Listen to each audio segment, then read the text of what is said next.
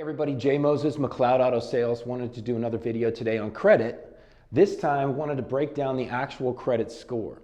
A lot of people will say, hey, here's your credit score, here's your credit score, this is what your FICO is, this is what your credit score is, but they never really tell you how they come up with that score. So what we want to do is we want to show you what that credit score is made up of, okay? First and foremost, 35% of your score is going to be based on payment history. How well you've paid it is going to make up 35% of that score, okay? That's pretty self-explanatory. 30% is going to be debt ratios. Debt ratio, I like to use easy numbers, $1,000 credit card. Let's say you have a $1,000 credit card.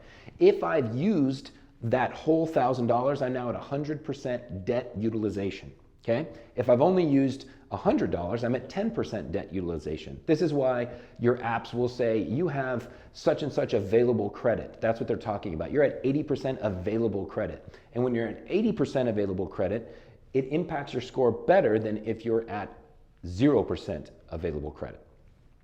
15% of your score is going to be derived from the age of file. If you are constantly opening credit cards and closing them and opening and closing them, it shows a little bit of volatility and it can impact your score. If you keep lines of credit that are open for a long period of time and they're paid well and they have a decent debt ratio, that's when you have really strong impacts on your score.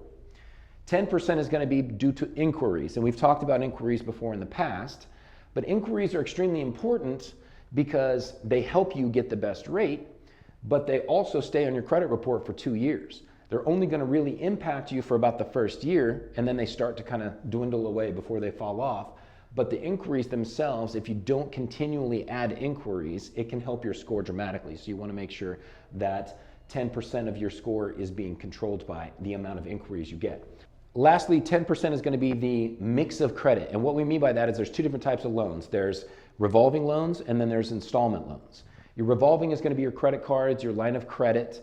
Your mortgages and your cars are going to be installment loans. Think about it this way. If you only have 3 lines of credit, 10% of your score is going to be pretty significant. But if you have 10 lines of credit, 10% of your score is going to be a lot less impactful.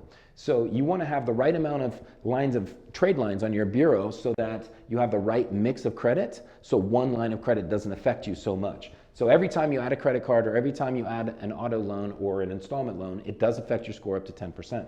So this is how they come up when they have the Fair Isaacs Corporation number of between 300 and 850 for Equifax, and it goes up to 900 for Experian and TransUnion. Whenever they come up with this number, this is how they're doing it.